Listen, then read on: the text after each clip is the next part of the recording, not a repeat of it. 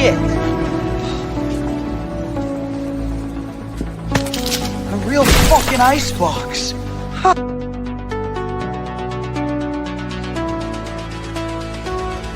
There is no spoon.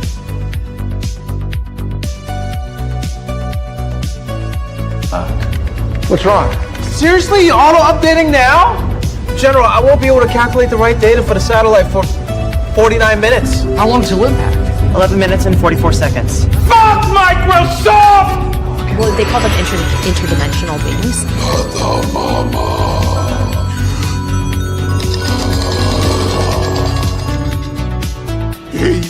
Specifically asked for you, sweetheart.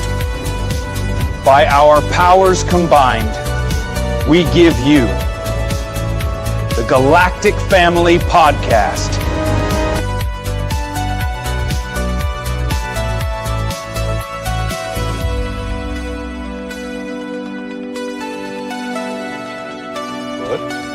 Put the phone down.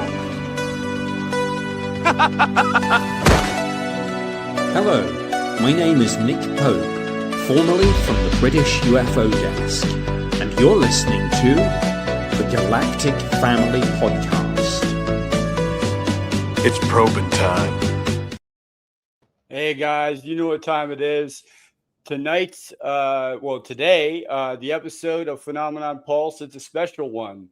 As the signal continues across the Galactic Family Network, we gather once again to explore the latest developments in UFO, UAP mystery, disclosure updates, emerging technologies, and questions that continue to challenge our understanding of reality.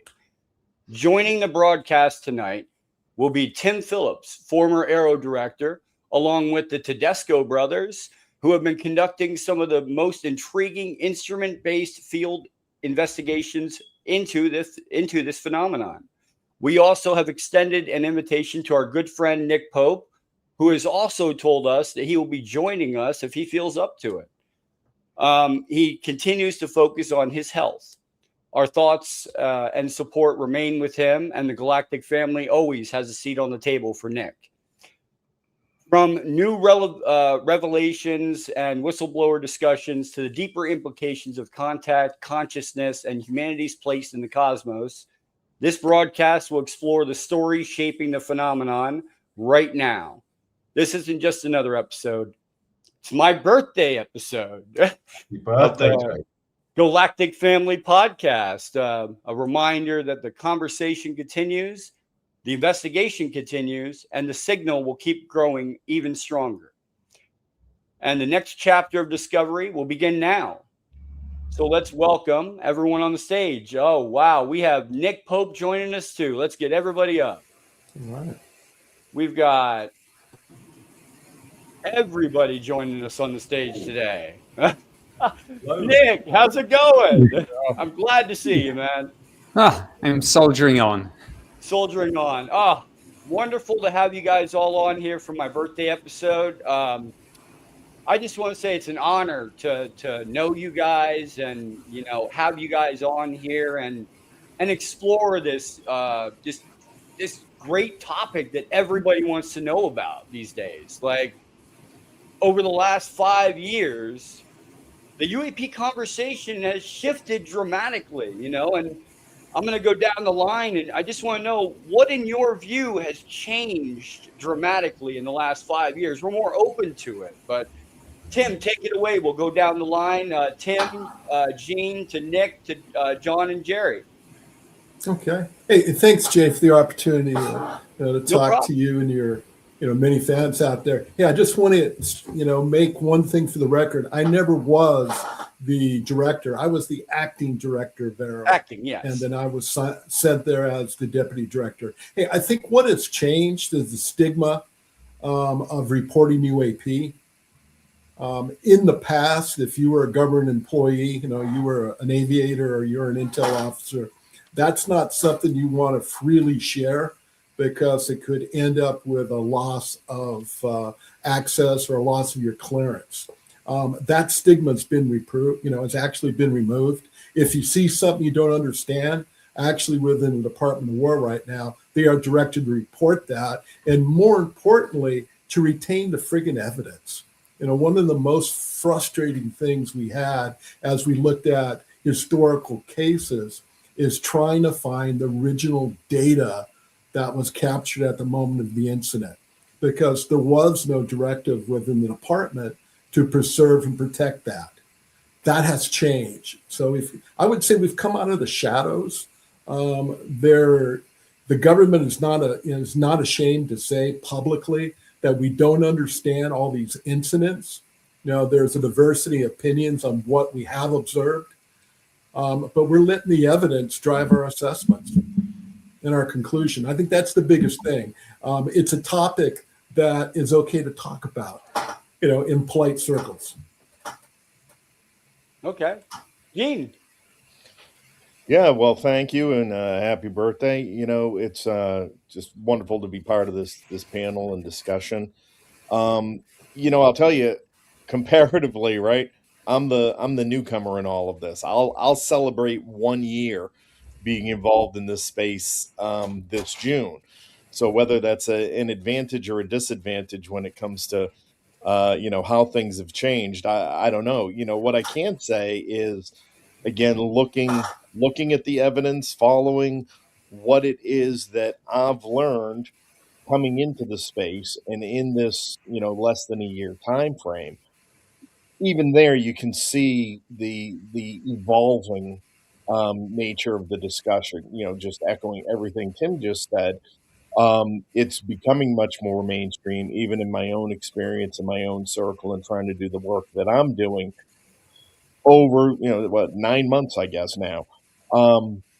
Seeing the reaction and seeing things fall in place in a way where even in that short time, people I initially tried having this conversation with, in my local area, in the media and getting everything out, now they're coming to me and like, oh, well, hold on. It does seem like there's something there. So fascinating to watch. Jumping into it, as I've always said, is like drinking through a fire hose. On the personal side, though it's been sort of a year that I've been in the public space, that's the culmination of 4 prior years. And Nick, to have the quick opportunity, in those previous years, as I started doing my research, I have to thank you of all of the people of notoriety that I reached out to for help. You were the only one who extended the professional courtesy and just courtesy of responding back and offering some direction. And I've always said that Nick Pope's got to be a class act. I don't know if it's the person or just being British, but again, it's in a space where obviously there's competition. You've certainly, we're a gentleman to a newcomer, reaching in and seeking guidance, and I appreciate that, and to have the opportunity to kind of tell you face to face. Thank you. Nick, your response to that over the last 5 years, what do you think drastically changed? Well, I think the whole fringe to mainstream transition of this subject has been fairly well documented, and some of the reasons for that have been gone into. At risk of starting this, and happy birthday, by the way. Oh, thank you, Nick. At risk of starting this with a plug for something I've just done, but I'm going to do it anyway. I've fairly recently had published quite a lengthy article in Michael Shermer's Skeptic magazine. I believe it's called From Fringe to Mainstream to Fringe. And I actually document, I mean, it's the largest kind of personal analysis that I've done of precisely what has happened specifically. I mean, we talk about the general principle, fringe to mainstream, but this article is trying to hang that on some very specific hooks or pegs and say this is what has happened. These are some of the personalities. These are some of the developments, and then I go on to say where where I think we are now and where I think we might be heading. And I do actually identify some risks to this progress that we've made. And those risks include, for example, information overload, infighting, and the potential breakdown of the current bipartisan nature of congressional engagement. So that's one thing that I'd like to do. And that article is not behind a paywall. It's freely available, certainly on my X feed, and I'm pretty sure Skeptic Magazine, Michael Shermer too. So I'd urge people to read that. I'd like to make one other point, two related points, really circling back to something Tim started with about data. The first is showing my age. I remember when I was doing this at the UK Ministry of Defence in the 90s, data meant radar data literally downloaded onto VHS video cassettes. And we had banks of them, as did the various air defense bases. And they would have, generally speaking, as I recall it, they would have two screens, identical output. An operator would be looking at the first screen and the camera would be filming over the second one. And then that recording would be downloaded onto a VHS video cassette. It would be kept for a month. And then at the end of the month, because nobody wanted hundreds and thousands of tapes, they would take the oldest one, pull it out, stick it in the machine, and re-record over it. So if nobody had figured in a month that there was a question, oh, wait a minute, what about the night of February 13th? We had this thing. Can we check to see if there are any uncorrelated targets? If you didn't do it in a month, it was gone. And that leads me to my second point about data. And again, this is not my point. I think I read it in one of the congressional testimonies, but it was a very important point. It's important to stress we don't have platforms specifically designed to gather UAP data. What we have are platforms designed for a whole range of tasks, which happen to have the capacity to kind of in the margins gather data. But these are not UAP data gathering platforms. So anything that comes from whatever platform it is, whether it's surveillance, whether it's counter drone, whatever it is, any sensors that it has, any data that it gathers on UAP is kind of incidental. And I know Congress have said, well, can we have some specifically designed stuff? Well, yes, of course you can, if you pay for it. Because when you want something new and bespoke, that's obviously going to be at the expense of something else that you might also want and can't have, or something that you currently have and wouldn't be able to continue having. So I guess I'm saying there's a lot when it comes to the data. It's not just, oh, there it is. You have to go and fight for it. You have to identify what data you want. Make sure you've got the platforms to get it. And make sure you've got the resources and capabilities to gather it. And make sure that we all remember that there's no manager out there who ever thinks he or she has enough resources. You always want more. You always want to do a bit more. Wouldn't it be nice if we had X or Y? Well, sure it would. But it usually comes at the extent of something else. So right at the beginning, you've got to sit down in relation to this and say, what data do we have the capacity to gather? And how does that prioritize with other things in the mission? Okay. Nick, thank you. John and Gerry Tedesco, your answer for that question. Sure. First, I want to say happy birthday to Jay.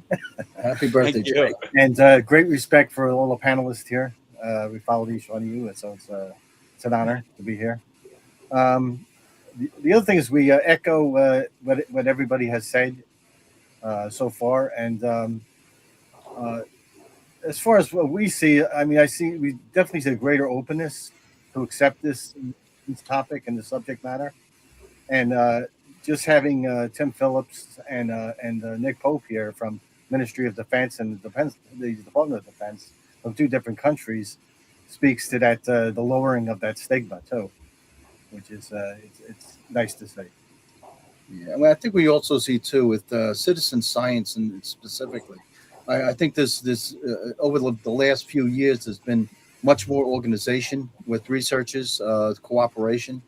I think we're getting a little bit closer to forming some kind of a structure for getting out there for detection and tracking of UAP.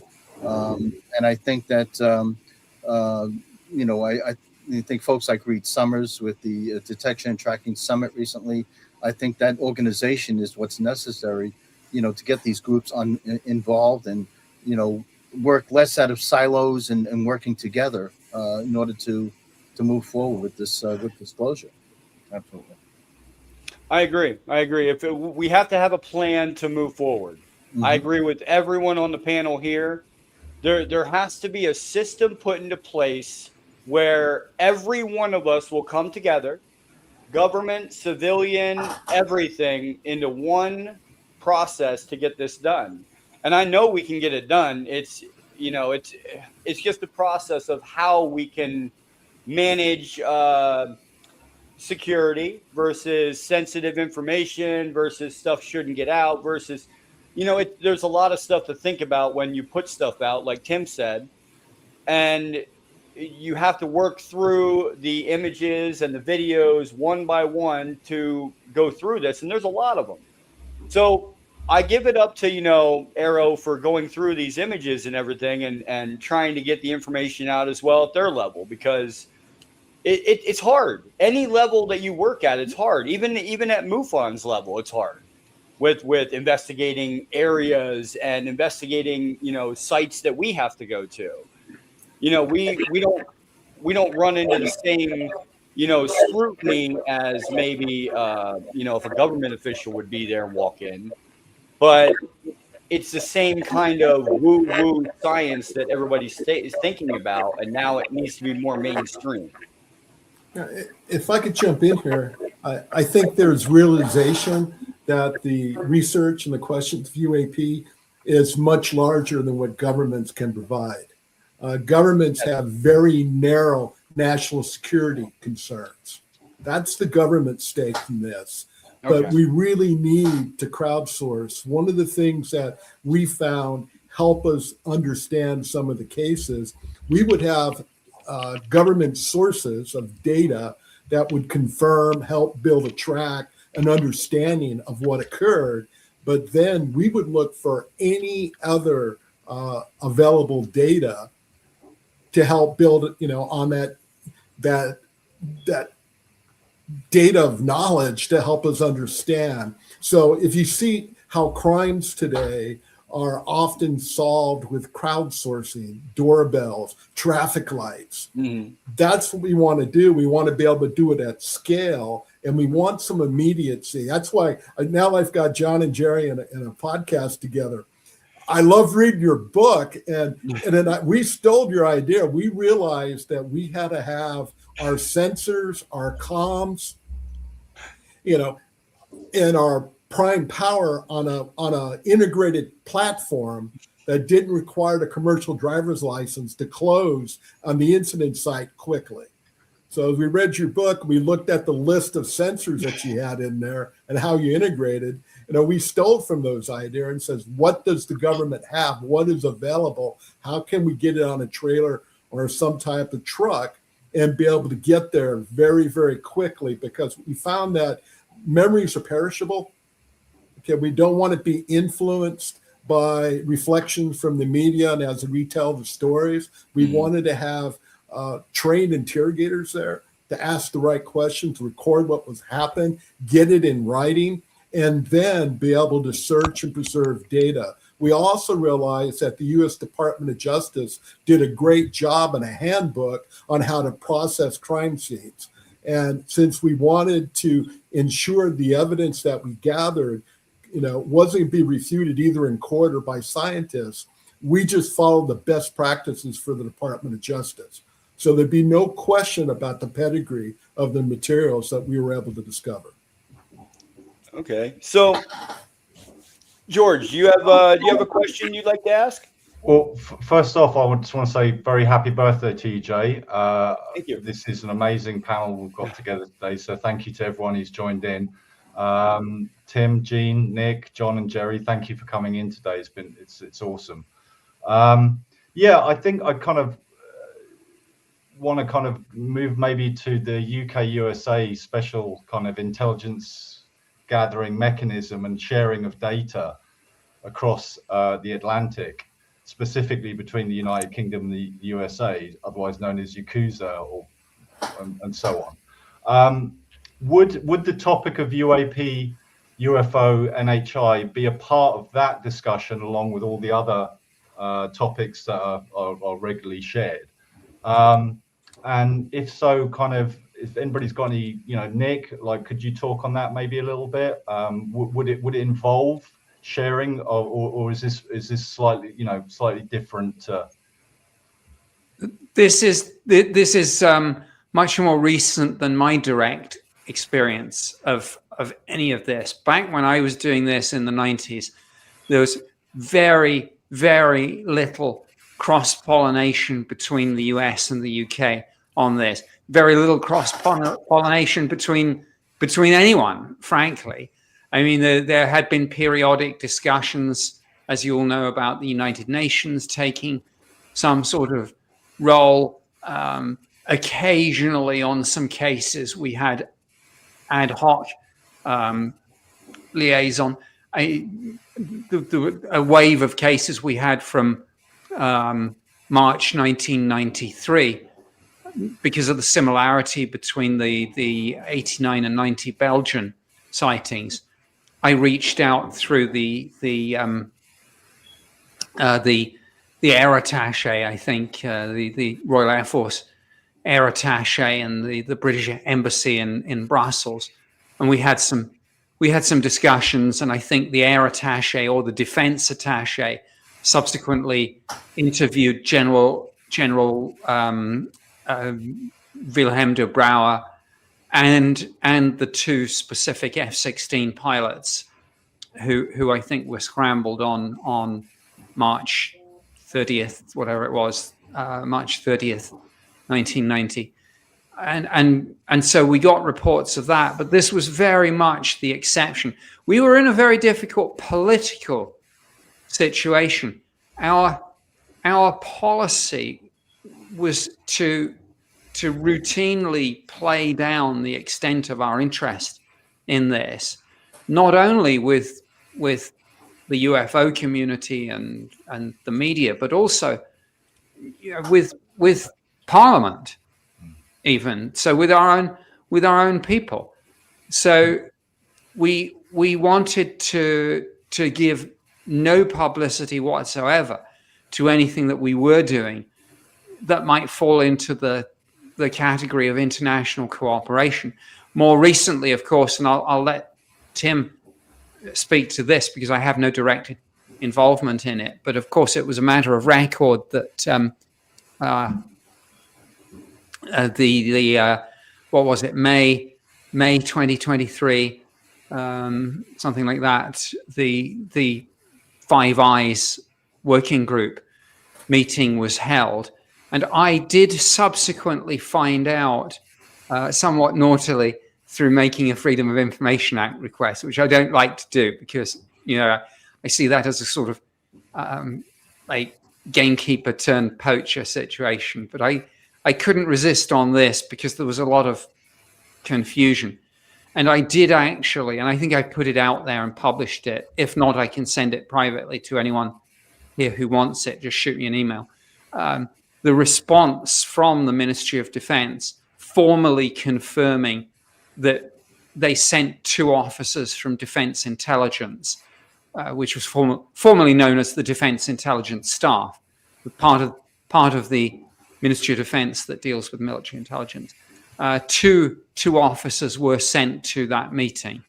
No information about what specific area they were from, though I have a fairly strong suspicion they might be from the Defense Intelligence Capability Acquisition, I think, area. There's a bit of a crossover between those folks and the sorts of folks that look at UAS and such like. But that was about it. And I'm not sure much has happened since that inaugural meeting. Tim, please correct me if I'm wrong on that. Well, I'm not actually free to comment about what we did with the UK government, but I think it would be fair to say that we did compare notes and results. And the means to transfer classified data using like NATO protocols and Five Eyes protocols were greatly enhanced. So especially when it came to ISR data, we were able to share a lot of that. And in some cases, some of the insights and expertise and exploiting that data was shared back and forth between us and our UK partners, Five Eye partners, and NATO partners. So since we were looking for UAPs, but often we would detect UASs, or what the public calls drones, that was of great interest to both governments. And when you had the UAS issues in the Midlands, we had issues with drones or UAS up in New England. We actually talked about that, shared and compared notes, because we're partners and we want to learn from each other. And I found that their technical expertise and their tradecraft was equal to ours, and they were great partners to work with.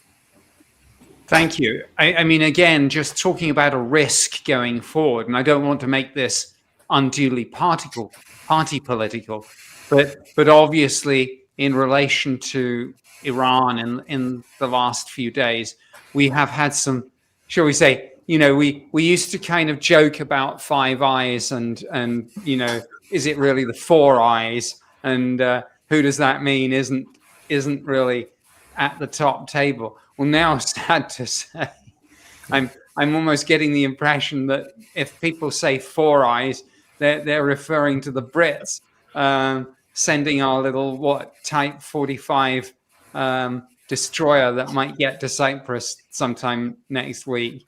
But there's no getting away from this, and the fact that this may have an effect. George, thank you so much for answering that so succinctly. As an amateur armchair person who's interested in this field and this topic, I often wondered if there was maybe some back channel communication between USA and United Kingdom. And then, I heard about the Special Intelligence Agreement. I did hear a little bit about the, from Nick actually, about the Five Eyes meeting that took place. I'm very interested in getting emailing you, Nick, and reading that document that you got under Freedom of Information. It kind of makes sense, and it from a British perspective, my own perspective, I think kind of where our transatlantic cousins are talking about this topic, the UK system, the UK government seems always very stum. Is it still poses no defence interest?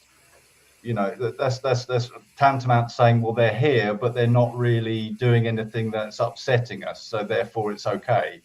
So that's, in my mind, that's an acknowledgement that this is extremely real. And obviously, with the panel here today, it's confirmed to me in many ways that this is definitely happening, and we need to work together, as Jay says, public and private and civilian and contractual to come together. One of our friends of the show, Random Content, has asked, perhaps we need an amnesty for those people in the shadows who are a bit worried about coming forwards with the information. So when the whistleblower kind of whistleblower agreement, or to give some protective qualities to people coming out of the shadows, I think that's very important.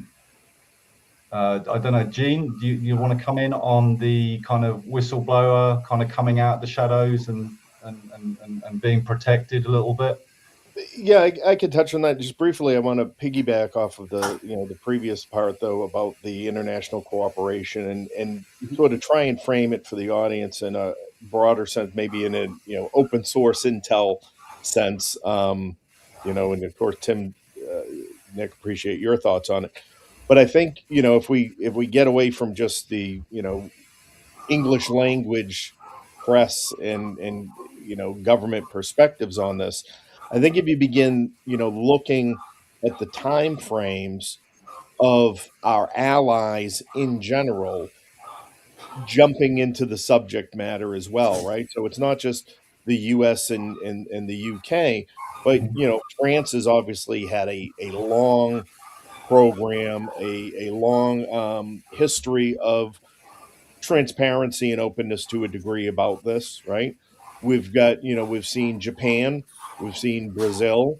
Again, back to the UK, there was some discussion about somebody bringing it or looking for a parliament meeting on UAP. So, I think over time we've begun to move from this, what everyone was calling, control disclosure and the narrative control to more of a transition by design, where I think even within the US government and within the allies, we're starting to see the institutionalization of the issue and language becoming standardized and becoming repeating. So those are the sorts of things I tell, the public to look for and keep an eye out for. When you're trying to gauge, is there any kind of progress? Is there any kind of cooperation going on? Those signals, I think, are out there. And, if nothing else, perhaps feelers for, broader public sentiment on it. When it comes to whistleblowers and the amnesty issue and all the rest, again, I tend to lean more conservatively to say, we've got to, first of all, we need to understand what we're dealing with before we talk about amnesty.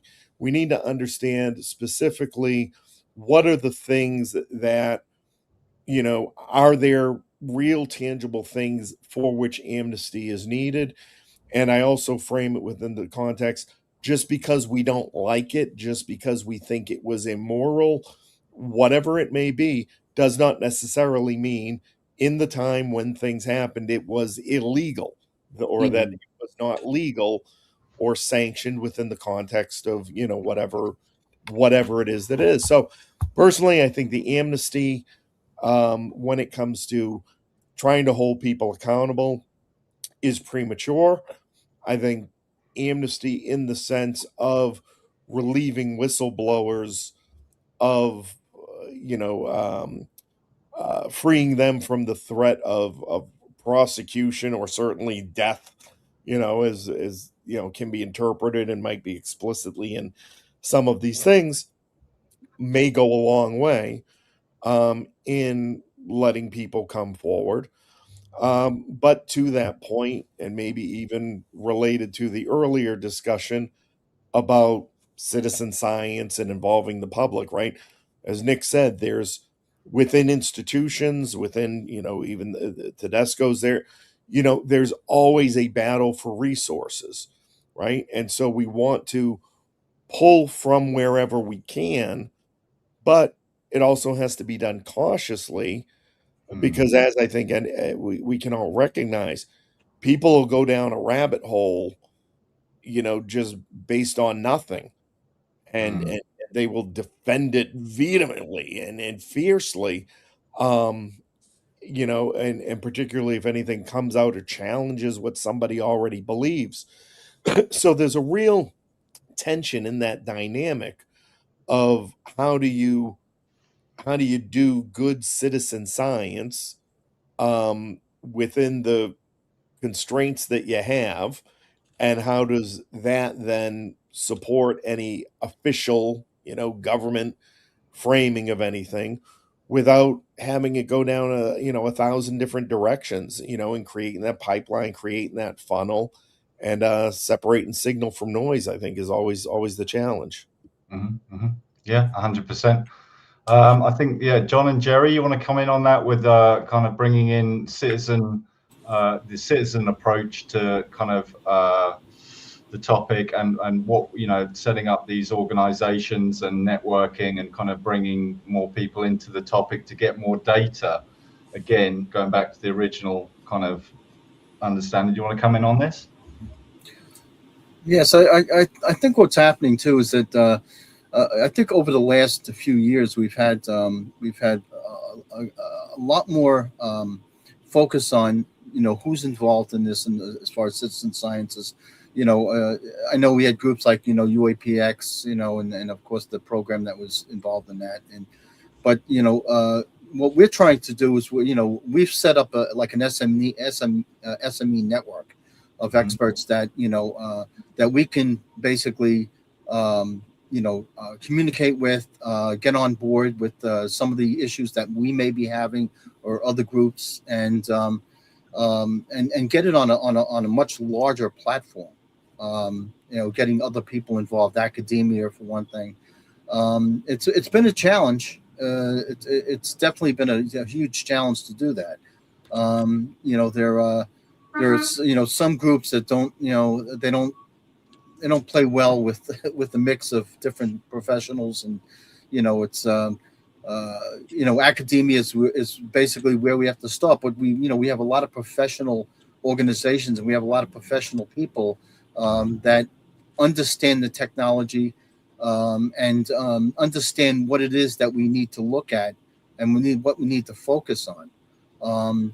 But we need to establish this across the board. We have to bring in many different expertise in this, and we need to open up this line of communication, and not continue to work in these silos, which unfortunately we've had over the last 20 years or so.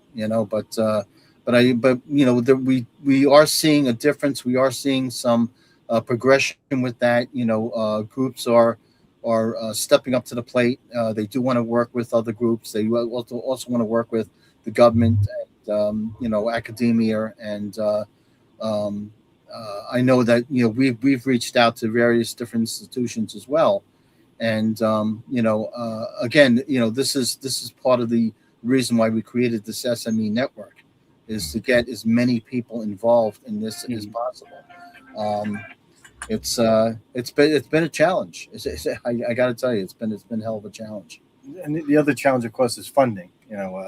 Not everybody has access to sufficient funds, and this requires quite a bit of funds. I mean, luckily we've had some funding from two different funders. We've been fortunate to keep us going. Yeah, we've been very fortunate, and and equipment is it's not something that there's no expertise in this. When you're out in the field, there's a lot of nuances to understanding what it is that you're looking at, isolating prosaic stuff versus the other stuff that we put into this bucket. And we found that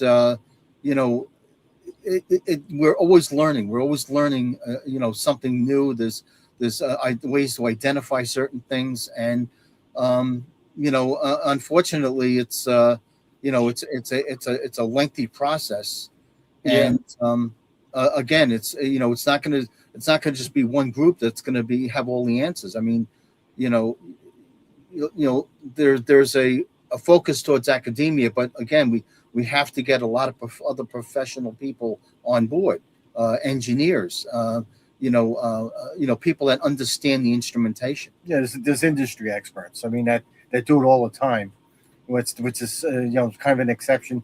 Academics, of course, you have like their qualifications as far as the theoretical sciences, but then you also want that applied science in there, for people in industry. Okay. Yeah, Wow. I'm gonna give this last question to well, not last, but another question to Nick real quick, because I know his time is valuable and precious. He's going through a lot right now, so we don't want to take up too much of his time. I just want to know, Nick, real quick, what role should international cooperation play in studying the phenomenon moving forward? Internationally, should it be more as a should there be an international organization to study UFOs where all countries will come together? Oh my goodness, what a question for a former civil servant. I'm always reluctant to say that the answer to anything is setting up a new body, because it's just more bureaucracy. On the other hand, existing bodies like the United Nations don't seem to have much enthusiasm for it. I mean, I would take a step back. I don't know what a perfect model would look like. What I do know is from the little bit of project management that I dabbled in, or rather got some guidance in, is that you essentially, the way I was taught it, you do three things. You start off by asking, what is your strategy? What is it you're trying to achieve? What are your top level outcomes that you want? Then from strategy flows structure. And that's the answer to the question about, do you set something up? Do you give an existing body or a new role? Do you get a lot of different organizations networking more, or something like that? And then the final step is process. How does this actually map out in terms of the who does what? So I know it sounds very simple, but strategy, structure, process is the way that you should approach these sorts of questions, and they will determine what you should end up with, subject to obviously resource constraints, which we mentioned anyway. I mean, just that being said, as a personal aside, I'm always wary of governing bodies and steering groups. I mean, to me, it sort of screams danger of more bureaucracy, more meetings. When in fact we want concrete outcomes, not agendas and minutes and this, that, and the other. So I'm trying to fight back against a career of bureaucracy by saying that we should try and be wary of bureaucracy. But that said, if it's strategy, structure, process, well, there's got to be some sort of structure. You can't just wing it. So I'm not sure that gives you an answer, but perhaps it gives you a framework for a discussion.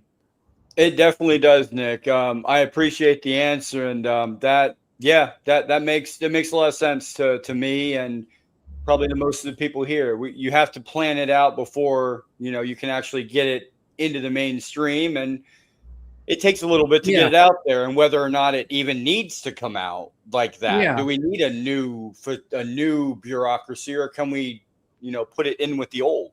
Yeah, but there's always a Gordian knot solution to all of this. There's a Gordian knot solution to most things. And I mean, being simplistic about it, the Gordian knot solution here is that if President Trump does become personally engaged on this, and we've got models. I mean, with the whole 50th anniversary of Roswell, for example, we had some limited amnesties.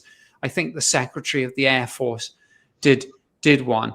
But these things need to really be top down, not bottom up. And the ultimate Gordian knot would be the president saying, not only, and we've all seen the debate in the last week or two about, was this an executive order that the president gave, or was it just a statement on Truth Social where he talked about these UAP files and SecWar and DNI and a few others started getting ahead of the game because that's what they do. Yeah. But if POTUS says, I want anyone who is sitting on classified information on UAP relating to, I mean, not the UAS stuff, not the China, Russia, our own stuff, but if any of this is ET or NHI related, then for POTUS to say, look, if any of it is, I as POTUS am giving an executive order that this will be declassified. I am the ultimate declassifying authority, because of the powers vested in me. And further to that, anybody who believes, rightly or wrongly, that they are still held by the terms of an NDA or a secrecy agreement, just ring fence it, relating to a non-human intelligence. We're not wanting to push classified information on UAS or other things out there. But if anyone's got a spaceship in a hangar, look, being blunt about it, I, as President of the United States, am declassifying that. I'm releasing anyone from any NDAs they think they might still be. And I am ordering you to actually put it out there. Take that information to AARO, take it to Congress, whatever the process is. That Gordian knot is there because of the various executive plenary powers, however one phrases it, that the President of the United States possesses. Okay. Thank you, Nick. Thank you very much for that. And any time you have to head out, Nick, you can head out. I know you have a long schedule. I think if you don't mind, well, I'll stay just in case there's any follow-ups on that. I did put a little message on the chat just inviting you to email me. And then for participants in this meeting, I can then, because this was sent to me in response to a Freedom of Information Act, it's perfectly legitimate for me to forward this to any of you. It's completely unclassified, was cleared and released by the UK Ministry of Defence. It's just that little piece of the puzzle that says that two officers attended. I can't remember where I got the bit about DICA, Defence Intelligence Capability Assessment. If you Google it, there's material in the public domain on them.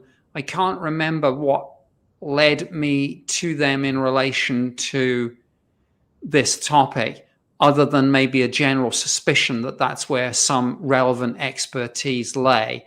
Obviously, I have to be very careful in things I say and do, but again, material on that is out there in the public domain, so anyone can use Google. I'll stay just in case there's a follow-up, but with apologies, just because of lack of breath and energy, I will probably draw stumps in about 5 or 10 minutes.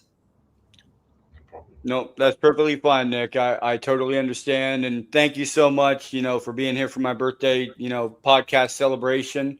I very much appreciate you being here and, celebrating it with us. Let's, George, do you have another question?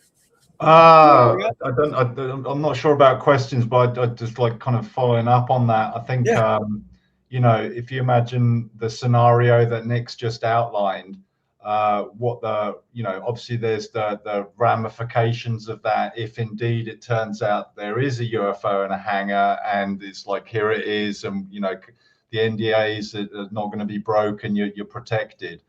I think the ramifications of that on the global stage could potentially cause some disruption. There was a recent Bank of England contingency plan to say that, if this is actuality, what effect would it have on the international market? So if the Bank of England is taking contingency on this, then you see the Vatican Church, the Catholic Church based in the Vatican, kind of coming forwards and saying, well, okay, we're going to change our diaspora of understanding to encompass this topic a little bit.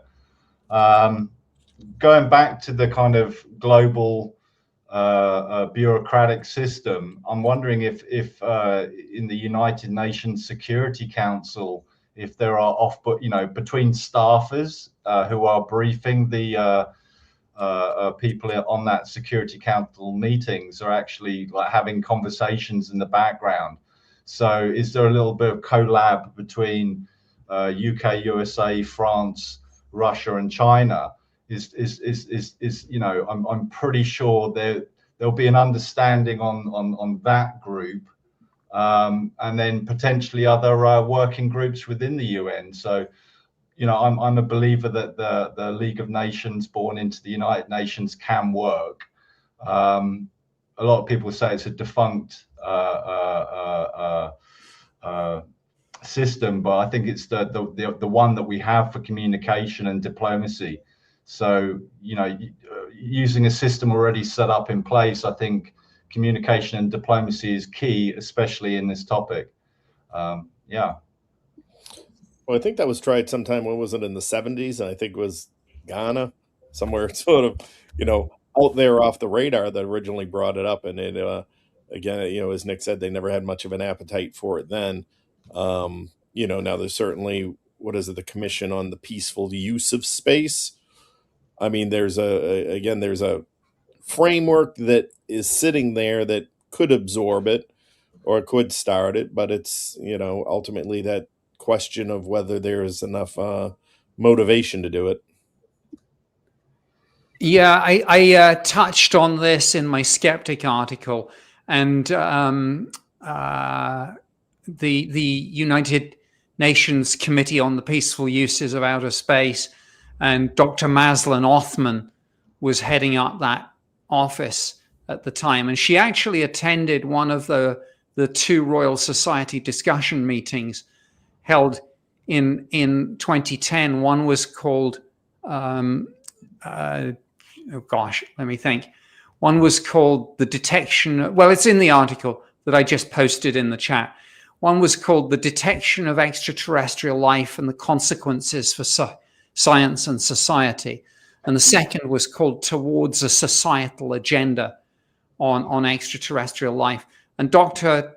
Maslin Othman said, essentially, don't come to us with a problem in the UN, come to us with a solution. So, and this was in relation to things like the SETI Declaration of Principles, which I understand are being rewritten at present. But I just tried to put a few resources up in the chat box. But the UN weren't keen on it.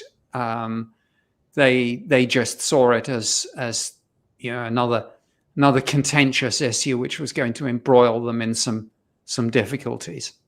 And with that in mind, if you don't mind, I'm going to have to sign off now. But I feel free to follow up with me offline on any of those things I posted. And sorry I couldn't stay for a little longer, but I hope that was useful. Very nice to connect with you all. And please go on to have what I'm sure what will continue to be a very fruitful discussion.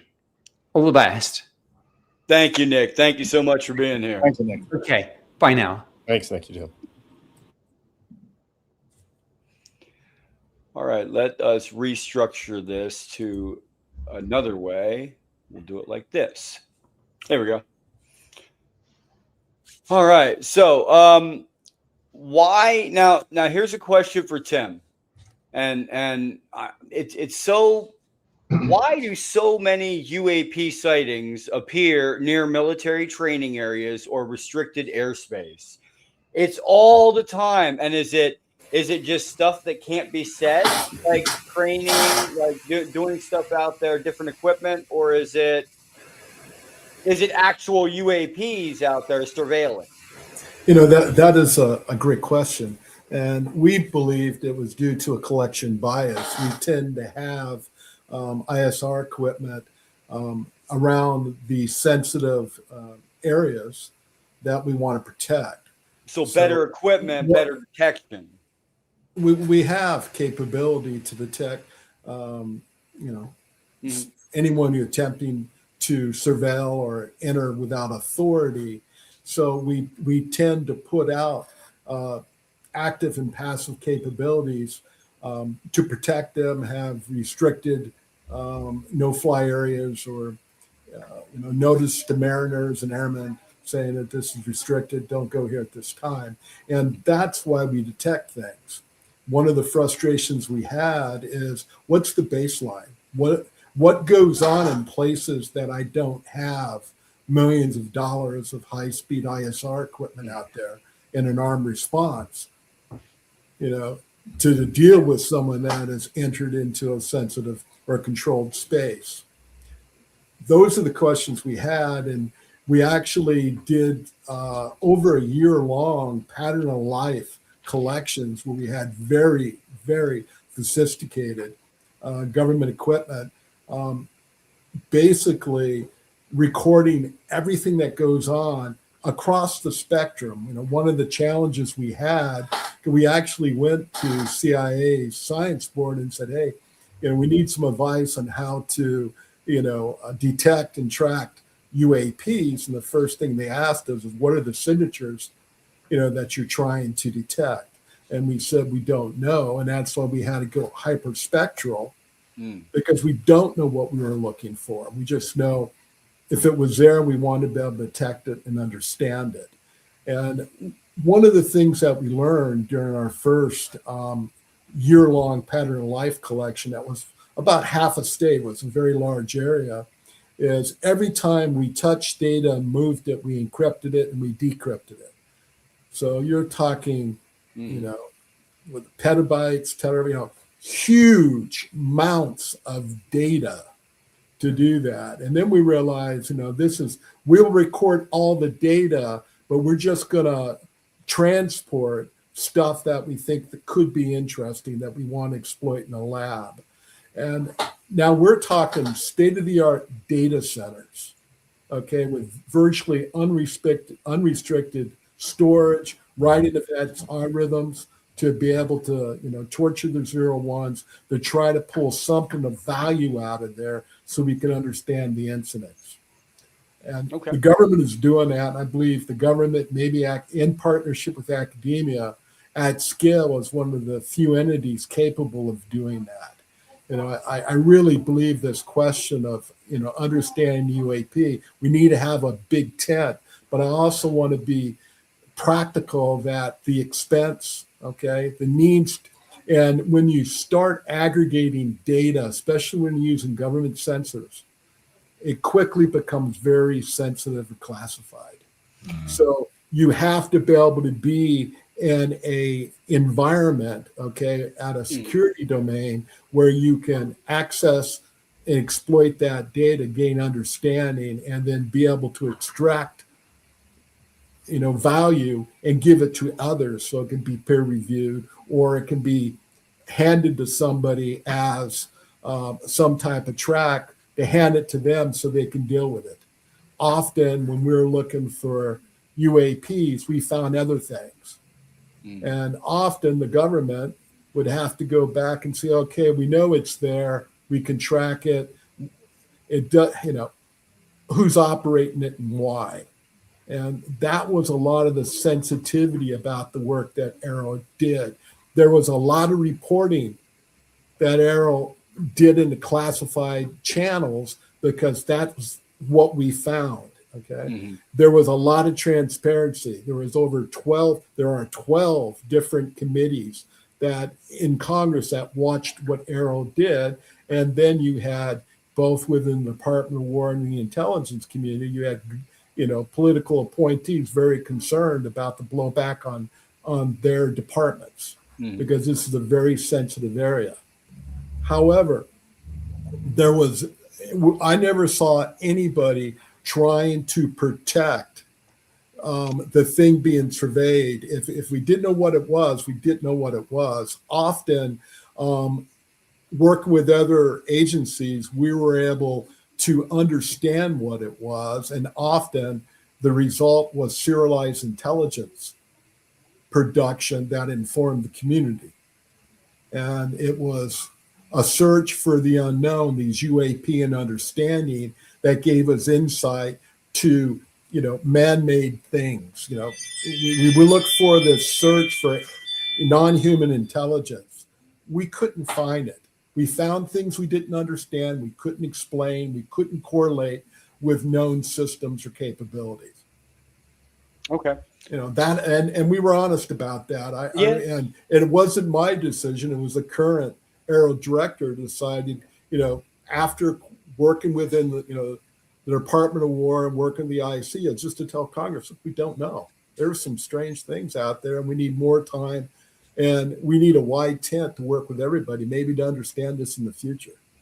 Yeah, I totally agree. And that's why I'm going to pull, John and Gerry, Tedesco and Gene in for this next question for now.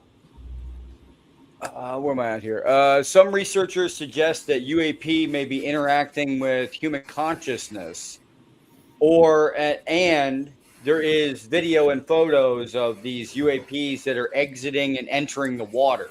Okay. Do you believe this is happening, you guys?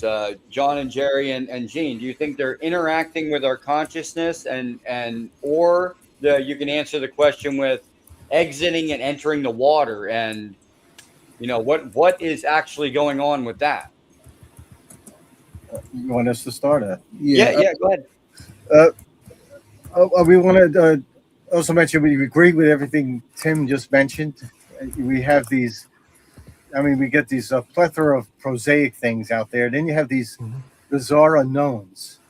And other than knowing that they're completely strange and unknown, getting the specifics is something that takes time, and of course, the same thing, it requires hyperspectral equipment, which we're using, and that's the only reason why we're seeing them, is because of the hyperspectral equipment. Because some of these unknowns appear to change their spectral ranges, which is quite interesting. Right. Yeah, and the other thing is we are seeing objects near the water, enter the water, hover above the water, or sit on top of the water, but there seems to be a relation with the water.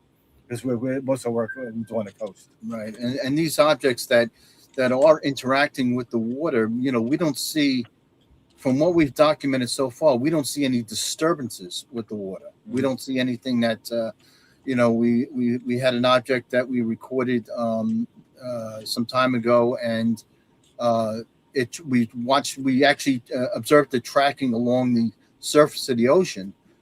Even in rough seas, and didn't seem to produce any kind of disturbance on the object or on the sea itself. There was no breaking of the cresting of the waves, that sort of thing. The object would maintain a stable pattern across, past our field of view. Also, with some of these objects, we get very little thermal data. Long wave thermal infrared radiation. This is something that we're not able to record. We had at one point, we did have a temperature variation, but we believe that the object might have been in the sea spray, and that's the only reason why we were able to see it. There might have been a cooling effect to the object, but we were able to see it in this one case. within the long range infrared. And the interesting, like John was saying, is the object. I had zoomed in on it with a FLIR camera, and the object was in a fixed position and sitting just on the surface of the ocean. And you had these wave crests that were breaking around it, but it wasn't disturbing the object, and the object wasn't disturbing the wave crests, which is quite interesting. But it hovered there in a fixed position in place, and then it moved to the east of our field of view and made a turn towards the shoreline, actually over the beach area, and just disappeared. Right, and some of these detections that we're getting is they seem to be deeper within the infrared, the shortwave infrared spectrum, the near infrared spectrum that we're seeing it, mostly in the shortwave, up to about 2,500 nanometers. We're also seeing some disturbances with the ultraviolet as well, something that could be producing some kind of a plasma. And we have a couple of detectors on that, both electro-optical and as well as detectors, so by binary detectors. Mm-hmm. There we go. That's better. Kind of. I think we're cut out. Get us all there framed. we go. We'll just go to that.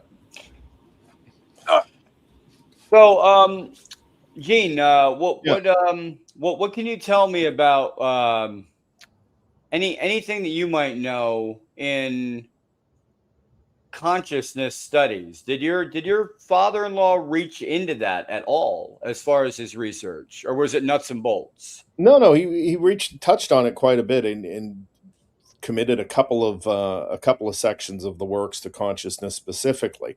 To just piggyback off of John and Gerry, so I'm continuing the work in the assessments that I've been done, where I've taken the parameters, of the craft that he details, to identify if there were, geographical factors that played into, its conditions, and that I continue to tighten down that model and add additional inputs like real-time weather data, space weather, all the rest of it. I'm identifying those patterns, really at the point now where, it's sort of crossing the threshold from, okay, this is the area that I'm targeting and looking at over certain time periods and seeing if reports come in, which generally they have been consistently, to actually, moving out into the field and doing it in a predictive way. But I'm still sort of stuck within this kind of 50-mile radius of the, predetermined location. And, when you're looking at the sky, 50 miles is a big field to cover, or try to cover. But there's definitely identifiable corridors. There's definitely, the water factor is one of the three main factors that's consistent in the identification and the optimization, let's say, of the areas where they might appeal. So where does consciousness come into play with it? Well, my father-in-law's work, he goes into depth about the third factor of operating the craft is essentially, for lack of better terminology, a consciousness interface with the pilot. That it is the pilot's ability to interact with what he describes, he calls the information energy field, that is partly engages how it's navigated. Somebody said it the other day in I wish I could remember to credit them correctly, but essentially so that it can, move at the speed of thought. It's not about speed of light. It's not about space-time distance. It's not about time as we understand it. So, the three factors he describes in the craft's operation is it's generating a gravitational field, a magnetic field, and then interfacing with the information energy field within the bubble, as we've heard, mentioned the Age of Disclosure and Eric Davis and the rest of it. And then it repositions within that field. The consciousness aspect, when he goes into it as an explanation, because you remember he's trying to explain this to somebody else. We don't know who, but obviously somebody in government. And that this is part of human evolutionary development that we would get there. Again, he wrote these in the 80s to early 2000s, died in 2019, but he talks about 2024 specifically being a next big, cosmic DNA download, let's say, when it comes to consciousness.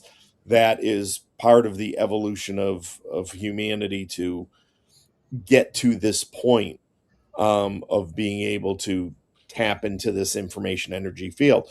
So, he puts a lot of structure, a lot of, physics behind it.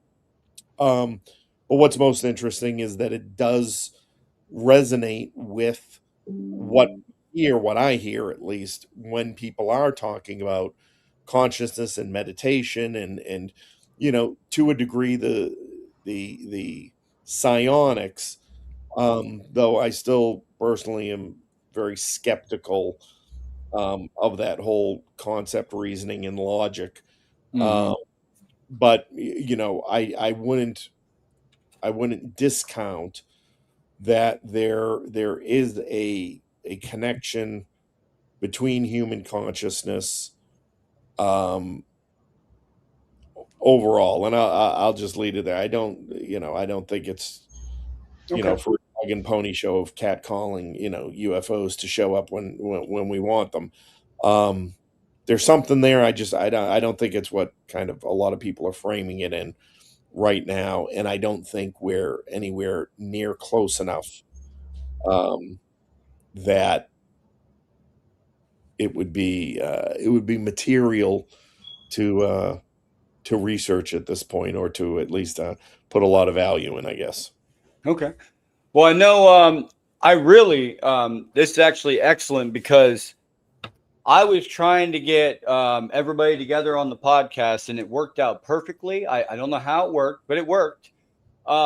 So, Gene, I was trying to actually get, but which I think, wait, they already said they got in touch with you. Never mind. Anyway, yeah, well, it was a back and forth between, on email and everything. And I was like, oh my gosh, I have to get Gene in touch with the Tedesco Brothers, because Gene can literally map out every single spot where we're using the AI, where, geographically where they should go to get the unusual things that they're getting on their equipment. This is the day you should go. This is the time you should go. This is the place you should go. And it's perfect, but yeah, we've exchanged some emails. We've had some conversation on, yes. Other forums and things. We just haven't dedicated time to it. We spoke before. Yeah, we went back and forth some emails. We do want to look more into it and look at Gene's data and his geographic data on the some of the hotspots, possible hotspots. But we definitely want to go further into that. We'll definitely interact. We'll definitely set something up too. Yeah, going forward. Oh, okay. Yeah, I appreciate that. I just want to mention about the consciousness aspect, and I agree. We agree with Gene. And the conscious aspect it needs to be looked at. I mean, at this point, it's unknown what that entails and how it actually works. If it does seem to be happening at some level. I mean, we've had interactions with some of these objects out there, and we had an incident we talked about in August 28th, where we kind of interfaced with this, or had an encounter. But what exactly it is and how it works, I think there's a lot to it, and it's something that needs to be investigated and researched much further. Definitely has to be explored a lot further. Yeah. Okay. Yeah, I definitely agree. I think it needs to be all hands on deck. We need to put as much into this as possible and get, as much out as possible, connect as many people as possible, so that we can just get as much information out to the public as possible that we can get out, because there is some stuff out there. Gene, me and there's some stuff out there that can't be put out. There's systems out there. There's sensors out there. There's stuff that people are doing that can't be put out. But the funniest thing of this whole podcast tonight which I was laughing in my head. I didn't want to laugh on the screen, but Tim had said that, well, we wanted to find out how to do something better, so we copied all of John and Gerry Tedesco's book and made our own platform off of their technology. Like, yeah, we wanted to comment on that, and wanted to thank Tim. We're quite flattered that the Department of Defense, felt our equipment was valuable in detecting these things. So we actually appreciate that. Yeah, I thought that was great when he comes out and says, and we love to read your book, John and Gerry. We just stole everything in it. Yes. What? Imitation is the best form of flattery. That was great. That was great. But again, he's right. Yeah. The government has sensors that are developed for certain things. Now, what you're doing is a multi-sensored mobile platform system that's going to be able to do space, air, land, and eventually sea. Eventually, you'll have your amphibious Skywatcher van, or Skywatcher boat, out there in the ocean. We just lost our camera. Oh, that's all right. You're still good. Cameras are fickle. But it's interesting. I'll just as they're getting reset. Yeah. One of the other things, and I wouldn't want to put Tim on the spot, either. But I was going. What I find it's but what I always find interesting, and it goes back to why the Bob Salases and these other Air Force officers who had these experiences on nuclear bases, why have they never been called to testify? And I always say it's because the answers force more uncomfortable questions of other agencies that you can't answer. So I always find it interesting when the government talks about the sensors and the confidence that they have in being able to identify these anomalous that they can identify anything. But to what John and Gerry said, well, how do they know what they're looking for? How do you know what sensor you need if you don't know what you're looking for? How do you know what you're looking for if you don't already have data about how that thing operates?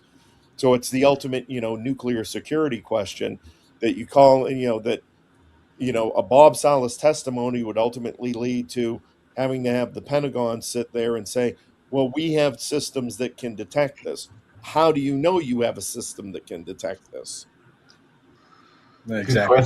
Good question. I've got a follow-up. I want to come off that a little bit. I was going to ask Tim about the data collection and the ISR and the hyperspectral systems. But I wanted to kind of weave in, if I may, that within the community, the cases that I hear about, there seems to be like a hitchhiker effect after the fact of encountering said UFO, UAP, NHI, and so on. So the question is like, is there data to be collected on that, and what does that system look like? I mean, or is this, it branches into maybe a couple of different things instead of a specific, but then the term UAP is not really specific. It's quite an open catch-all term, right? Right. Anomalous phenomena. So I don't really want to bring in ghost hunting, but kind of like for lack of a better word, these after effects, these hitchhiker effects seem to be atypical poltergeist type phenomena. So I'm wondering what the data collection for that looks like. Maybe John and Gerry have got something to come in on this, maybe, and Gene, I don't know, like how'd you? Yeah, we have some data on that.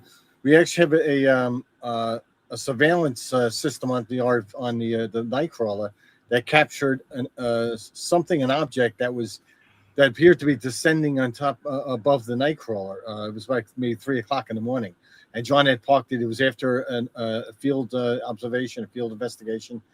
John had parked it. It usually parks in his driveway. He goes to sleep. He leaves the surveillance system running. And the surveillance system actually captured some kind of object.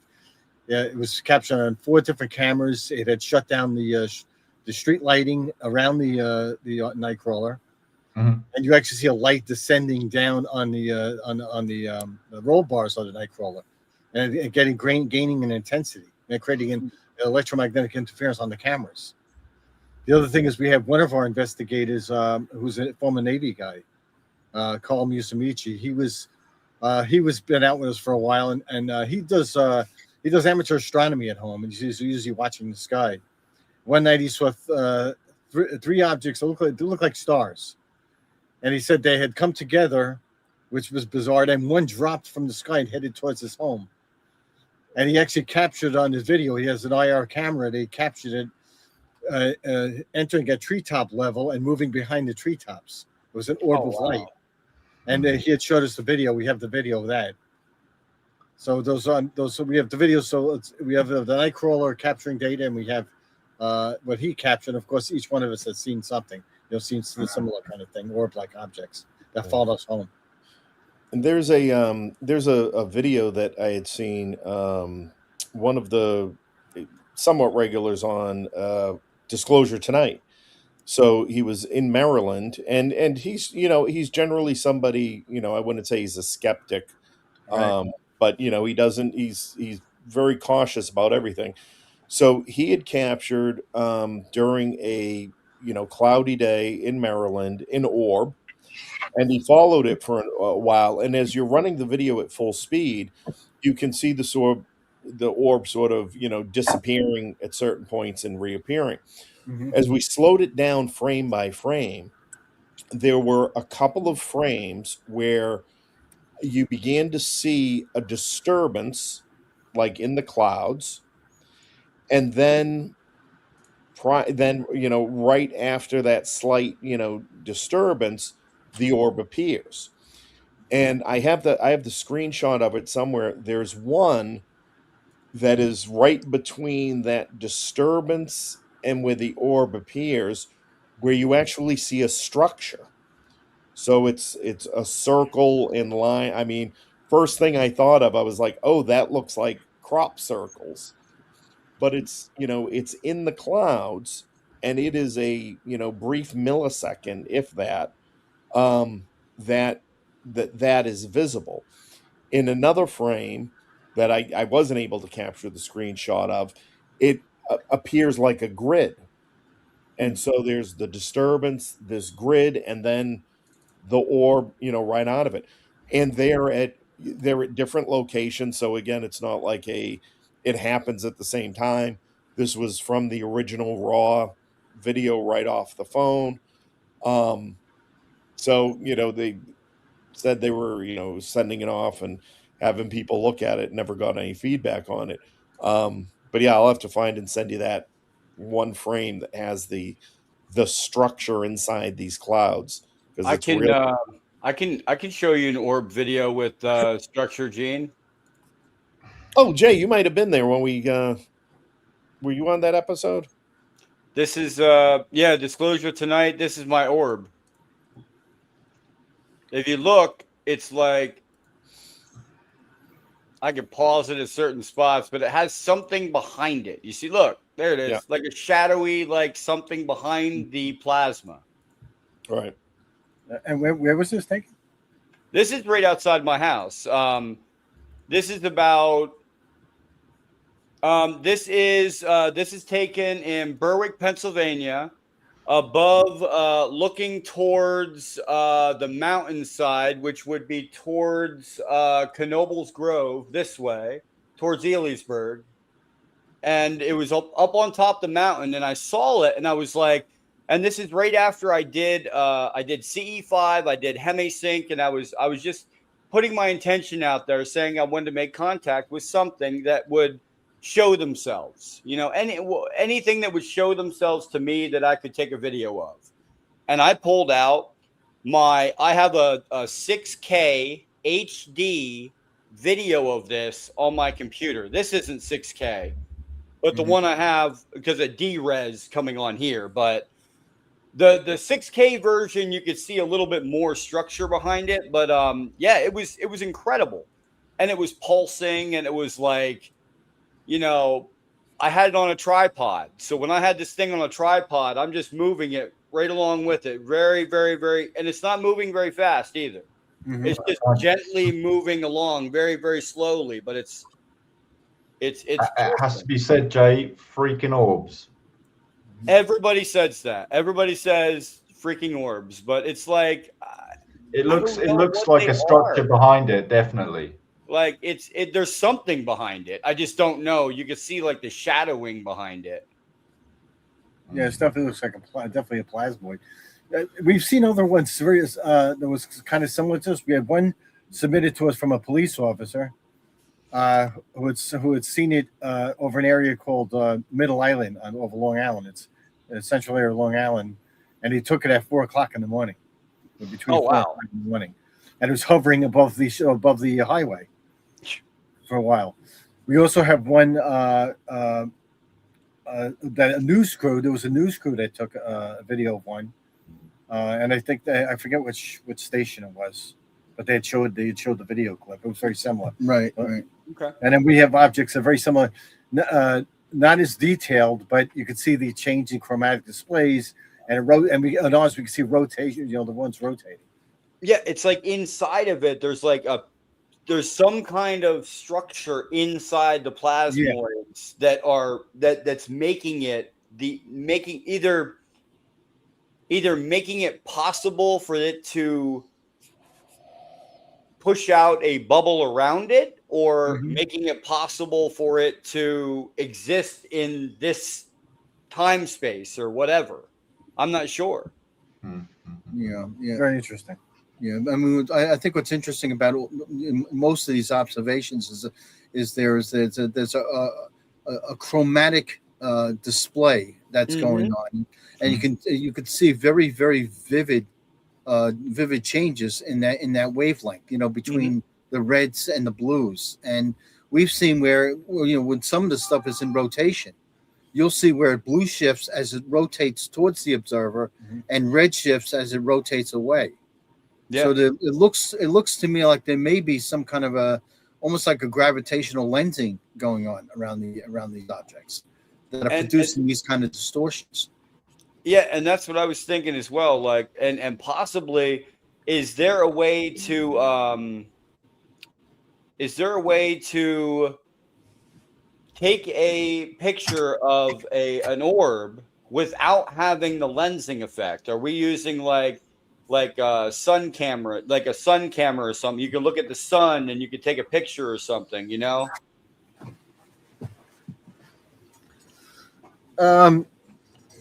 Yeah, but you should be able to, especially if you get close enough, or if you have a telescopic lens on that, and you get maybe zoom, get a closer zoom on it. Okay. So Jay, I brought up that photo. Here we go. Yeah, so it's tied in. I don't know, you might want to go out a little bit. So again, this is a tight shot. What they did was they just had adjusted the tint to make it more visible. That's when it was disappearing. Oh, I remember that one now. Right. So there was this was that brief millisecond before it appeared. So this was the disturbance in the cloud section. Mm-hmm. So it was like disturbance. It went to this, and then the orb appeared.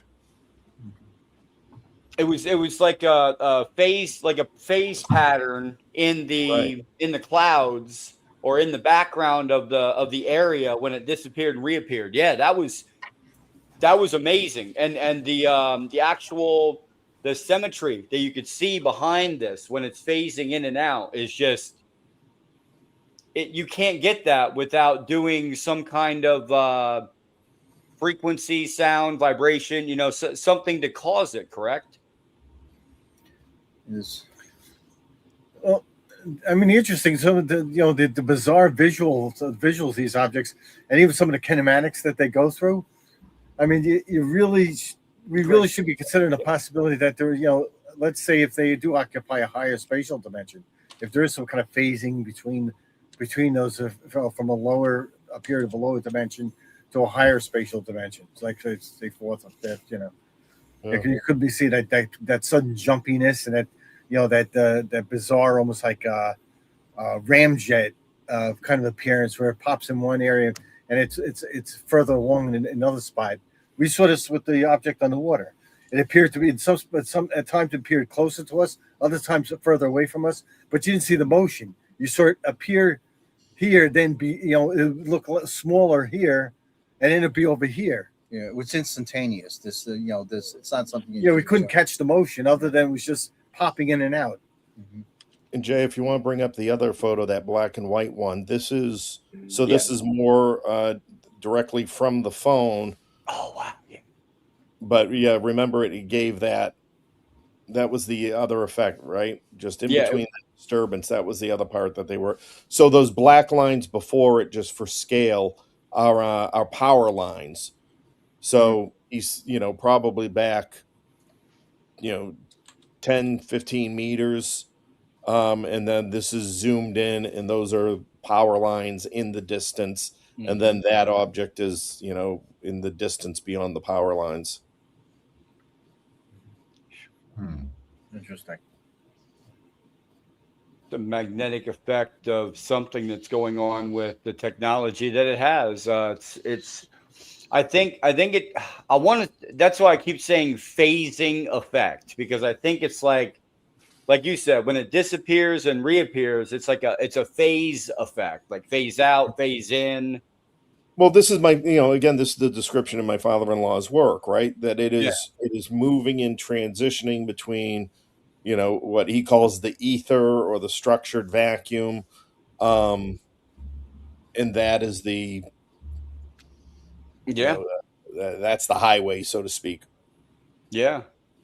I'm just wondering if that interaction, with that etheric plane, if you want to call it that, or the ether, as you say, if that interaction by these structures are causing the phenomena to ripple out into, I'm not sure how it would follow people back on a hitchhiker effect with like a almost poltergeist like activity, but that gets reported a fair amount with people who interact with these UFOs. Strange, outside of electromagnetic phenomena affecting streetlights or TV sets or radio sets, things of that nature.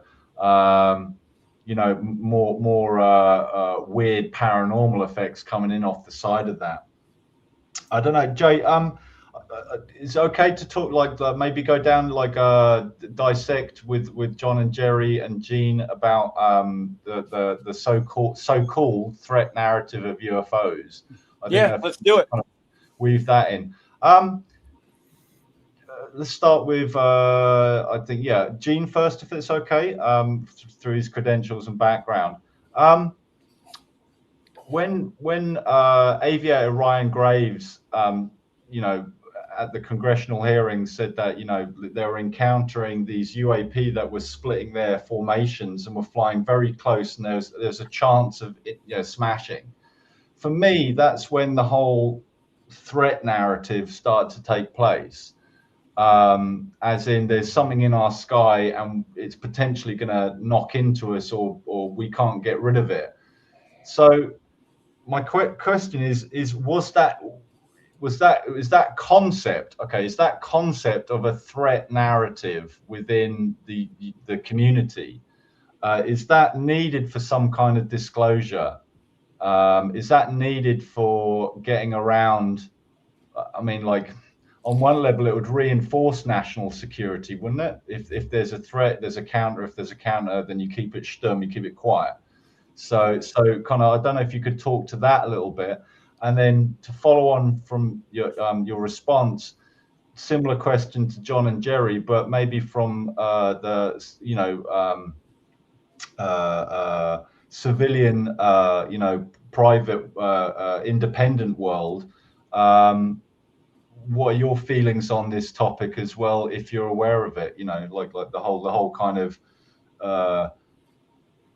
us versus them, we're going to have to get the las rifles out and go and fight little green men at some point, that kind of thing. So I think the I think the aviation safety framing is a good strategy. How valid is it? Is another story. Purely, and again, this purely from an analytical standpoint, right? So we don't have cases reported every day, if at all, ever, that an airplane struck something mid-air, mid-flight, and just fell out of the sky, or had a piece taken off of it, and this is some kind of problem. Okay, now, if we are dealing with NHI, advanced technology that can fly, through a needle, through the needle, across a military formation, the biggest risk, is that our pilots, react to it and do something that causes a mishap, either amongst themselves or, let's say, with the craft itself. So, I think the framing of it as a general aviation, military aviation concern under the auspices of safety is good, because when it comes to risk management in any large organization, when you raise a safety concern, there is then therefore a duty of obligation to pursue that safety concern, right? And I used to do it all the time, touching into industries and saying, well, now here's the, if I raised it as a security concern, they could just, say, okay, that's security stuff, I'll table it. If I related it to safety, then they start thinking about their numbers and their performance and their liability. Should it ever manifest, right? Then the decision maker is on the hook for having had a safety issue raised to them, and they didn't give it, due weight.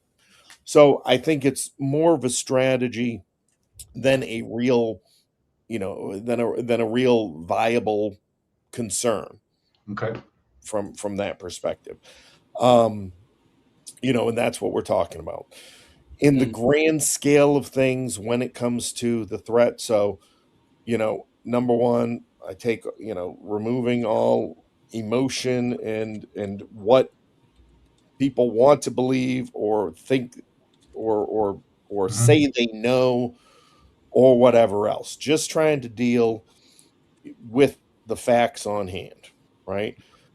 The facts on hand, if you look at the historical record, would say that whatever this is, NHI, whatever the case may be, that its behaviors are consistent with observing, and observing in a way as though the Earth were a biosphere.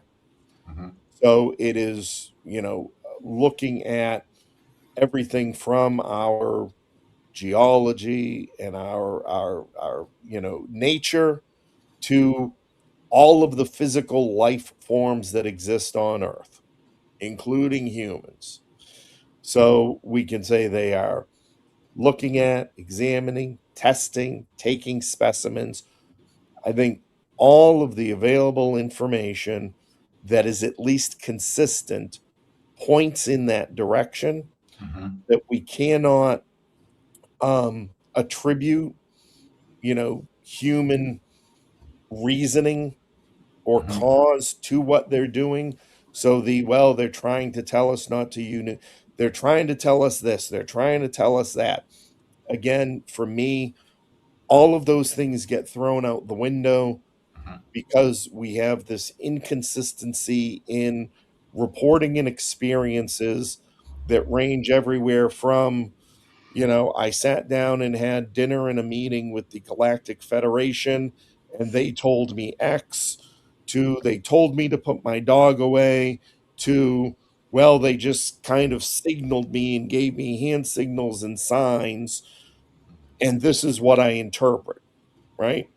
They can either directly communicate or they cannot directly communicate. They either speak, can sit down and have a discussion, or they can, do it telepathically. They can do it telepathically to one, they can do it telepathically to everybody, and they don't seem to have done that yet, or they haven't done it with world leaders. They haven't done it with anybody that makes a difference. So this, when you pull back from those details of individual experiences, it still ultimately falls under the parameters that we are being observed and examined, as a biosphere of some kind. And outside of that, we probably have more interest in them than they have in us. That's opinion. But the rest of it, I'll say, is analytical. Yeah, that's 100%. I think you're right there, and you sparked a memory. I met John and Gerry a couple of weeks back, which we had a really good discussion. Part of that discussion, John and Gerry, was upon one observation, modulating some microwaves or something. You both lost power to your physical legs, and had a very real effect. Obviously, kind of, well, not obviously, you came back for a second go at these things. So I think, yeah, kind of, if you want to talk about did you feel threatened at that point when that happened? What? Well, for the most part, we agree with what how Gene framed it. I think that makes perfect sense. And the fact is, if we're talking about it, something that's alien to it, to how we think and to the nature of human beings, we can't project an anthropocentric bias on it, on what their intentions are. We don't know what their intentions are. So this is something that's completely alien to what we are. As far as the threat assessment, I mean, I think it's a useful tool to get Congress and all focused on this and institute studies and start taking it seriously. But it's a gray area about what about if they mean us harm. I mean, there could be an indirect relationship, as far as harm goes. The fact that whether it's a side effect of their propulsion systems, and there are historical reports, even ours, where there have been people harmed. If you talk about the case Landrum case, I think it was back in Texas with the diamond-shaped object, with two women received radiation burns. I mean, we don't know, where the object came from, or if it's linked to NHI or something, some foreign nexus, or maybe some specified project. But you do have cases like that periodically pop up. You had the Sheriff Val Johnson case in Minnesota, where he was harmed by an orb-like object that moved towards his patrol car and drove off the road. It fractured his windshield. It caused welder's burns to his eyes, probably from some UV radiation emission. There was quite a bit of damage to the car. We had I think the Valenchek case with an Australian pilot who disappeared after messaging back that there was an object that was hovering above him. And we've had a couple of cases like that. So I mean, it's something we have to take seriously, the possible threat, even if it's indirectly. But the thing is, we don't know what the intention is, and we don't know if there's bioeffects due to even their propulsion systems or whatever equipment they're operating. I think too, George, when you look at again, things like the national threat assessment, right? There are public products that the government produces that talk about the major threat areas that the U.S. has looked at, right? UAPs individually have never been included, in those threat assessments. The one interesting caveat, though, that I do like to point out is that, over the last 15 years or so, FEMA, a lot of the language around incident response and preparation, they do include sort of catch-all categories, right? So they look at things in a all hazards approach.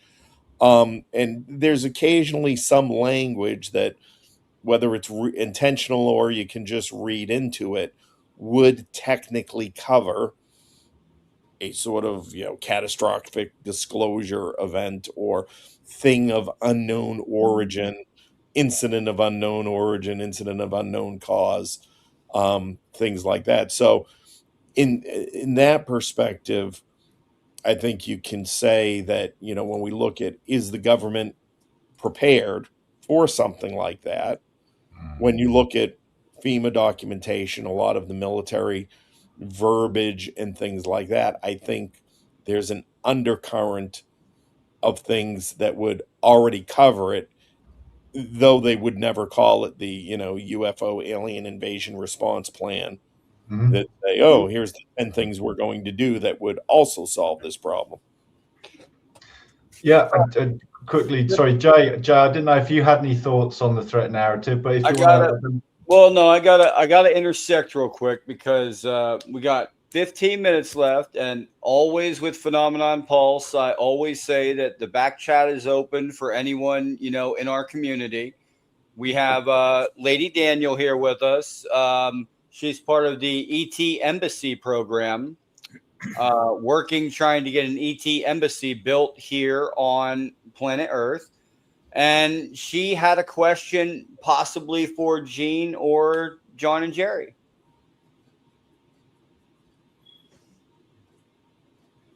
You're muted. Oh, wait. Hold on. Okay, sorry about that. You're good. Hi. As you were talking about recently with threat narratives, I've personally been having an issue in social media where my personal experiences are kind of conflicting with the threat narratives. And one of the things is quite personal is when they start framing off-world people as angels and demons. This kind of thing takes me back to my personal childhood trauma. I totally understand, Lady D. So let's get a take on that from Gene and John and Gerry about angels and demons. The government framing them as evil, good. I mean, I have heard it from I think through the grapevine. I'm not sure where I heard this at, but didn't Lou say possibly that he was in the halls of Congress and he was told that people were saying angels and demons on UFOs or something, but there was different people saying it. It wasn't just one. I didn't know exactly. Yeah, exactly. I mean, so there's obviously, even within government, people who are, very passionate, very committed to their religious beliefs, who are going to put anything and everything, and all the decisions they made are going to be informed in some part by their personal religious doctrine. So, I think when these discussions flow out into the public, this is what we're seeing are, simply people with deeply held religious convictions who are trying to frame the narrative or reframe the narrative within a space that they feel comfortable and confident to discuss it, even in so much as from a position of authority. It may gives them a feeling of control, order, and structure of what it is, and then they just, as opposed to acknowledging a bias or acknowledging that this is what's informing them, they make it black and white. That it's not that, then it must be this, because this is what my religious practices tell me. I think in the larger scale of things, you pull back to the the 100,000 foot view, that there is enough consistency in the I was gonna say I'll get crucified for this. That's wrong, right? But there's enough in the various religious belief systems that certainly point to, the ancient aliens, theories, all the rest of it. There's a tie-in. So short answer is, I think it is just a strategic attempt to reconstruct the narrative in a way that gives those people who are bound to their religious convictions a framework through which to discuss it. Okay. Okay. I could come in on this a little bit quickly. Yeah, go ahead. I just think, anybody, any human threatening any other group is counterintuitive, counterproductive. If you have a belief that the planet goes around the sun, you might end up in trouble for that, as happened to Galileo. So it's having an understanding that there is, or perhaps there is, and I hope there is, we're surrounded by life in the cosmos, and that the cosmos is teeming with life, I think is the big disclosure, and that we're not alone. Right. And most of us, faith, but not dictated by dogma. Yeah, I think when I think of dogma, I think of lightning and thunder. We know the mechanics of how the atmosphere works, but there was a time where it was somebody up there hitting an anvil with a hammer, right? And there's something to be worried about. So it's kind of like, when you think of, I think science is the tool to decode the dogma and go, oh, actually, yeah, we called them these things for a while because we didn't understand what it was. So. And I think there are empathic people and people who display telepathy and display these kind of conscious abilities and things. And I think we should be listening to those data points, even if they're not on the graph line. I want to intersect here. I want to also agree with Mendompoulos.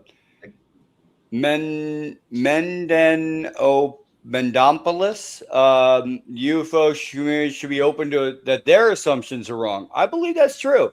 You should be open to anything, man. You shouldn't be you don't put anything inside of a box because you're not going to see outside of that box.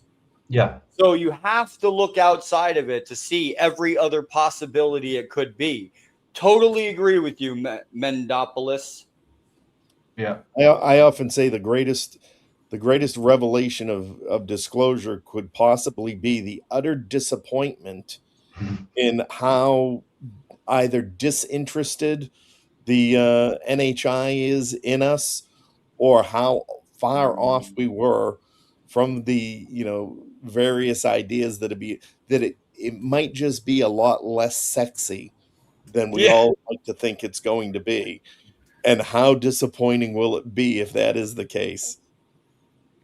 Yeah, we kind of agree with everything that was said here, and especially with Gene saying that just got to be careful if we all have subjective biases, and they can be religious in nature and things like that. When we interpret these things, and unless we know more about them, I don't take anything off the table, but unless we know more about them, it's easy to issue a subjective bias on it. Yeah, especially if it's in a binary state. I mean, like such as good and evil. I think we need to separate that, from that more of a religious standpoint, and look at it, for what it really is. I mean, these are human emotions, and I think we need to separate from that to some extent. Right. And the point about the binary good and evil, right? Yeah. Every dictator in history thinks they're doing good. Mm-hmm. None of them are sitting there saying, I am going to go do the most evil thing I can for the country and for the world. They all think they're doing good. Mm-hmm. Yep. And let's go ahead and wind this down. We've got a couple minutes here to go. Thank you, Lady Danielle, for coming on and raising that subject. I think it's important that the humans shouldn't be threatening anything. Yeah, because also Dr. Greer spoke about it as well, and I feel very grateful that he did. And also, Thanks, Nick Pope and everything, for coming on and making a really great, fantastic birthday event for you. And Lady Danielle, my educational background was in international relations. Though everybody that I spoke with said they would never have me at a negotiating table, I'm perfectly still open to throw out my services for our alien overlords. I second that motion. I'm 30. There you go. It's and guess what? You know what? Go ahead, George. Tell your story about gently pressing the like button, because I got some for you today. Okay, yeah. Anybody tuned in, thanks for tuning in today. We're going to be wrapping things up soon. If you could, please, from the bottom of your heart, depress the like button in a safe and gentle manner without damaging your components, your mice, your touch screens, your mobile phones. There is no need to smack. There is always a reason to smack that like button. Come on, people. It's my birthday. It's his There's birthday. 514 people in here. There's 1,000-pound weight in my hand smashing my keyboard. There should be at least 500 likes in here to pay for my new keyboard. Oh man, yeah. But yeah, however you press the button, if you smash the button or you gently manipulate it, please do. And we got to credit Jay with his tremendous strength, lifting 1,000 tons. The Discord channel is always open, guys.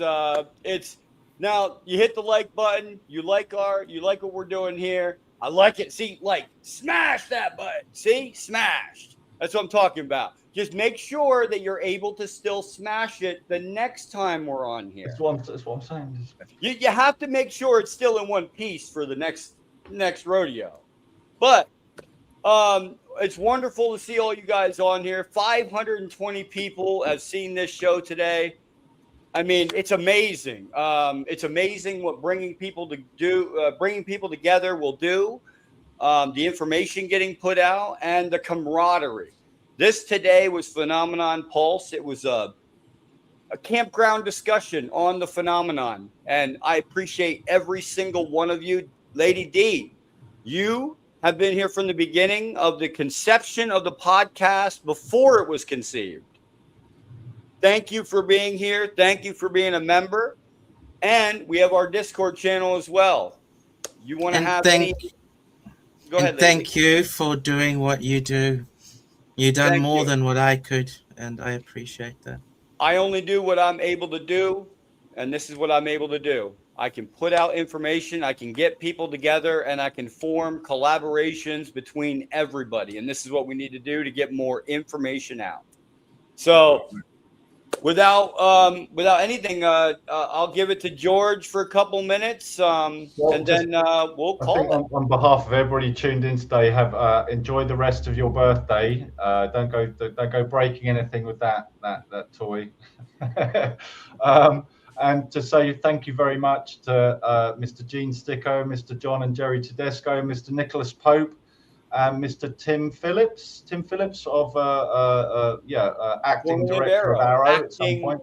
Acting director of AARO. Acting director of AARO. I did have it, like I said, I had a question on kind of the hyperspec. Well, we'll save it for next time. But yeah, it's been awesome. It's been great fun today, and just thank you everyone tuned in today, and take it easy. Yep, take it easy. And if you guys want to join the Discord, join the back channel, because when you join the Discord, you also get access to the back chat. So you can come back here. You can hang out with us when we do our Phenomenon Pulses, our episodes. Guest episodes, we won't be doing that so much as bringing people back. But this is a Phenomenon Pulse, and it was my birthday, so. Yeah. But we do have a couple things, great things coming up. We've got, oh gosh, so many things coming up. It's not even funny. I will get it out to you guys. It'll be out in the community section within the Galactic Family podcast on YouTube. And if you're part of our Discord channel, it'll be in the GFP update section. I'm glad to have you guys all here for my birthday and celebrating. You guys have made my birthday celebration all the best this year. Thank you so much, and I'm proud to have you all as my friends. Thanks. Have a great night, guys. Bye-bye now.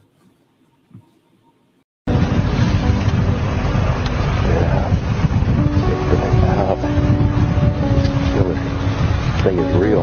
It can't be. I was informed in the course of my official duties of a multi-decade UAP crash retrieval and reverse engineering program. There is no spoon. Let me be clear. UAP are real. Advanced technologies not made by our government or any other government are monitoring sensitive military installations around the world. UFOs are as real as the airplanes flying overhead.